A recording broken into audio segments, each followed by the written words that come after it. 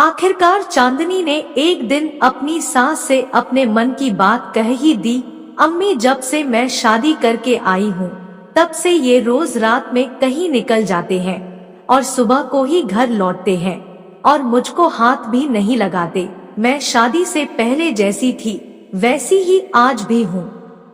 ये बात सुनकर चांदनी की सास ने बोला, बेटा तुम तो जानती हो कि वह थोड़ा मूडी है और फिर काम धंधे का भी तनाव रहता है, तो बेटा ऐसे में एक बीवी की जिम्मेदारी होती है कि वह घर के साथ साथ अपने शौहर को भी संभाले।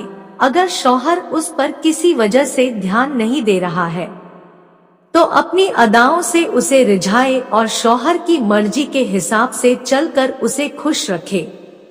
सलमान की अम्मी बातों बातों में चांदनी को रास्ता दिखा गई थी। आज शाम को जब सलमान घर आया तो चांदनी ने होठों पर गहरे रंग की लिपस्टिक लगाई हुई थी और मैरून रंग का लिबास पहना हुआ था। चांदनी को देखते ही सलमान को यह एहसास हो गया था कि आज वह कुछ अलग लग रही है। इसलिए जब सलमान बाथरूम से नहाकर निकला तो उसने चांदनी को अपनी बाहों में भर लिया और होठों से अपने इश्क की छाप उसके जिस्म पर लगाने लगा। चांदनी का अनछुआ जिस्म भड़क उठा था और उसने अपनी आंखें मदहोशी से मूंदने लगी। दोनों के जिस्म एक दूसरे में समाने को बेताब थे। अब सलमान ने चांदनी के ऊपरी कपड़े भी हटा दिए।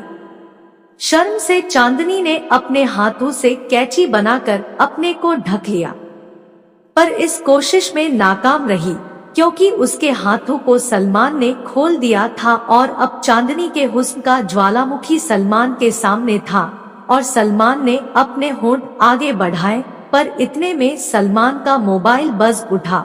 ऐसे वक्त किसी का फोन आना सलमान को अखर रहा था और तभी सलमान ने कहा, अरे चांदनी, थोड़ा काम याद आ गया है, अभी निपटा कर आता हूँ। भला अपनी नई दुल्हन को इस तरह छोड़ कर जाता है कोई, और फिर ये इस तरह से कहाँ चले जाते हैं। अब चांदनी गहरी सोच में पड़ गई थी। अगली सुबह तकरीबन 10 बजे की बात है, जब चांदनी अपने कमरे से बाहर आ रही थी तो उसने बरामदे में नौकरानी सुलेखा और सलमान को एक साथ खड़े हुए देखा। वे दोनों बहुत ही धीमी आवाज में एक दूसरे से बातें कर रहे थे। उसी समय सलमान ने अपनी जेब से कुछ पैसे निकाले और सुलेखा को दे दिए और सुलेखा ने जल्दी से वे पैसे अपनी कुर्ती में रख ली। अब चांदनी एक पल को ठिठक गई थी, क्या सलमान और सुलेखा के बीच कुछ चल रहा है। तभी चांदनी के दिल से आवाज आई कि अरे चांदनी, जिस नेक दिल शौहर ने अपने काम के आगे अभी तक तेरे कुनारे जिस्म को छुआ तक नहीं है, वह भला एक नौकरानी के साथ तू भी न जाने क्या क्या सोच लेती है। फिर चांदनी अपने सिर को पटक कर सलमान की तरफ मुस्कुराते हुए बढ़ गई। चांदनी एक दिन मेज पर कुछ कागजात सही कर रही थी, तभी एक पुरानी किताब नीचे गिर गई और उसमें से एक तस्वीर बाहर निकल गई। अब चांदनी की नजर उस तस्वीर पर टिकी तो हटी ही नहीं, हटती भी कैसे, यह तो उसके शौहर सलमान की तस्वीर है जो सिर पर सेहरा बांधे किसी और के साथ है। इसका मतलब सलमान की शादी पहले भी किसी और से हो चुकी है। अब चांदनी की आंखों में आंसुओं का सैलाब आ चुका था। उस तस्वीर को लेकर चांदनी दौड़ी दौड़ी अपनी सास के पास पहुंची और बोली कि अम्मी, यह क्या है, यह इनके साथ कौन है, क्या ये पहले से ही शादीशुदा है। एक साथ कई सवाल चांदनी के जहन में घूम रहे थे। बेटी चांदनी, हमने तुमसे यह राज जरूर छिपाया है, पर यकीन मानो हमारी मंशा कुछ भी गलत नहीं थी। सलमान का निकाह जिस लड़की से हुआ था वह दिमागी रूप से बीमार थी। उसके घर वालों ने अपने सिर की बला टालने के लिए हमसे झूठ बोलकर सलमान के साथ अपनी लड़की को बांध दिया।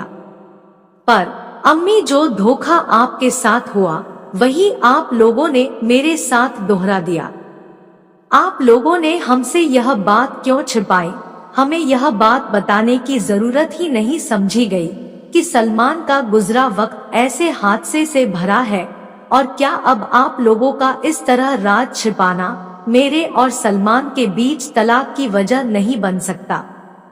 चांदनी बेटी, तुम्हारा गुस्सा जायज है, पर जरा यह भी सोचो कि अब उस लड़की का सलमान की जिंदगी में कोई वजूद नहीं है। वह लड़की एक दिन पता नहीं कहां, लेकिन घर छोड़कर कहां चली गई। हम लोगों ने चारों तरफ उसे बहुत ढूंढने की कोशिश की, पर वह नहीं मिली। सलमान की अम्मी ने लंबी सांस लेकर बोलना जारी रखा, वह तो भला हो डॉक्टर शर्मा का, जिन्होंने इस हादसे से उबरने में सलमान की मदद की। अब अगर तुम उसे छोड़कर जाना चाहती हो तो जा सकती हो। मेरे सलमान के नसीब में औरत का साथ ही नहीं है शायद। अम्मी की आंखों में आंसू तैर आए थे।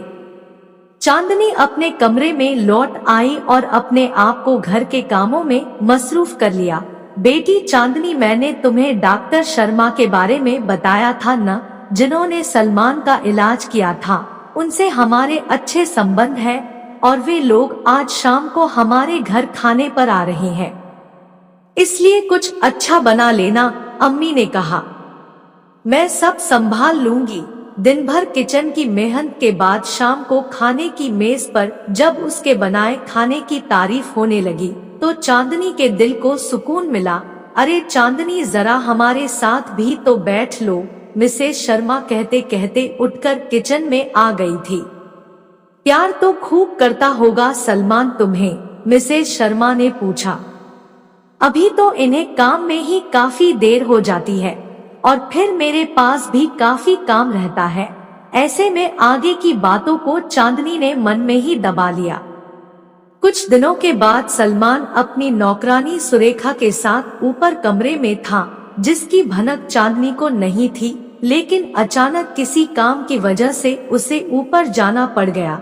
जब वह ऊपर गई तो उसके पैरों तले से जमीन खिसक गई, क्योंकि रूम में से सलमान और सुरेखा की आवाज आ रही थी। जब चांदनी ने कान लगाकर उन दोनों की बातें सुनने की कोशिश की तो वह उन दोनों की बातें सुनकर दंग रह गई, क्योंकि उस समय उन दोनों की सिसकियों की आवाज आ रही थी और दोनों उस हाल में थे जो कि एक पति और पत्नी ही हो सकते हैं। अब चांदनी के दिल में एक अजीब सी बेचैनी होने लगी थी। उसका दिल बहुत तेज धड़क रहा था, मानो वह अभी बेहोश हो जाएगी।